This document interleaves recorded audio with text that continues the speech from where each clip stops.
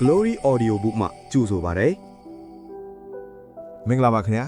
ဒီနေ့မှာတော့ဆရာဖေမင်းရဲ့နှလုံးသားအာဟာရထဲကအခန်းနှစ်ဖြစ်တဲ့မေတ္တာအကြောင်းလေးကိုတင်ဆက်ပေးခြင်းပါတယ်ကျွန်တော်တို့လူကြီးတွေဟာမေတ္တာဆိုတဲ့စကားလုံးကိုအဓိပ္ပာယ်အမျိုးမျိုးဖွင့်ဆိုကြပေမဲ့ကလေးငယ်လေးတွေရဲ့အမြင်မှာမေတ္တာဆိုတာဘယ်လိုမျိုးဖြစ်မလဲဆိုတာဒီနေ့ဇာတ်လမ်းလေးကဖော်ပြနေပါတယ်တခါကပညာရှင်တစုဟာအသက်4နှစ်ကနေ10နှစ်ကြားရှိတဲ့ကလေးငယ်လေးတွေကိုမေးခွန်းတစ်ခုမေးခဲ့ပါတယ်အဲ့ဒီမေးခွန်းကတော့မေတ္တာအချစ်ဆိုတာဘာလဲဆိုတာပါပဲကလေးတွေရဲ့အဖြေတွေကရေလဲရေရသလိုရန်ထဲကိုလည်းတကယ်ကိုထိရှစေခဲ့ပါတယ်ဥပမာ4နှစ်အရွယ်ကောင်လေးတယောက်ကပြောတယ်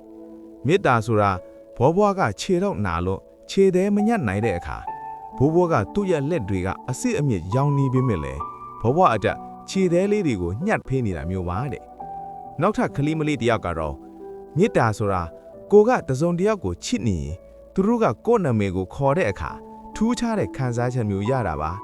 ကိုယ့်နာမည်လေးကသူတို့ပါးစပ်ထဲမှာလုံခြုံနေသလိုခံစားရတာမျိုးပေါ့လို့အဖြေပေးခဲ့ပါတယ်ဒါပေမဲ့အားလုံးထဲမှာစိတ်ထိခိုက်ရဆုံးအဖြေတစ်ခုရှိပါသေးတယ်အဲ့ဒါကတော့ဇနီးတဲ့ဆုံးပွားသွားလို့ငိုနေတဲ့အိမ်ကြီးနာကျဲအဖိုးအိုတိတော်စီတွားခဲ့တဲ့၄နှစ်အရွယ်ကောင်လေးတိတော်အကြောင်းပါသူ့အမေကသားကအဖိုးအိုကိုဘာသူတွားပြောလို့နှစ်သိမ့်ပေးခဲ့တာလဲလို့မေးတဲ့အခါကောင်လေးကကျွန်တော်ဘာမှမပြောခဲ့ပါဘူးမေမေအဖိုးအိုငိုနေတာကိုမြင်လို့သူနဲ့အတူငိုပေးခဲ့တာပါလို့ပြန်ဖြေခဲ့ပါတယ်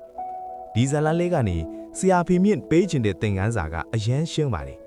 မေတ္တာဆိုတာစကားလုံးတွေနဲ့ဖော်ပြနေဖို့မလိုပါဘူးတခါတလေမှာတစ်ဖက်လူနာကျင်နေချိန်မှာဘာစကားမှမပြောဘဲဘေးနားမှာအတူရှိပေးခြင်းအတူတူခံစားပေးခြင်းဟာအကြီးမားဆုံးသောမေတ္တာပါပဲမေတ္တာဆိုတာစကားလုံးတွေထက်လို့ရက်တွေထဲမှာရှိနေတာပါတင်ရောတစ်အနာကလူတွေကိုမေတ္တာကိုဘယ်လိုပုံစံနဲ့ပြသလိရှိသလဲ comment မှာမျှဝေပေးခဲ့ပါအောင်ခင်ဗျာနောက်ထပ်ဇာတ်လမ်းကောင်းတွေကိုနားဆင်ဖို့ subscribe လုပ်ထားပေးပါအောင်ခင်ဗျာ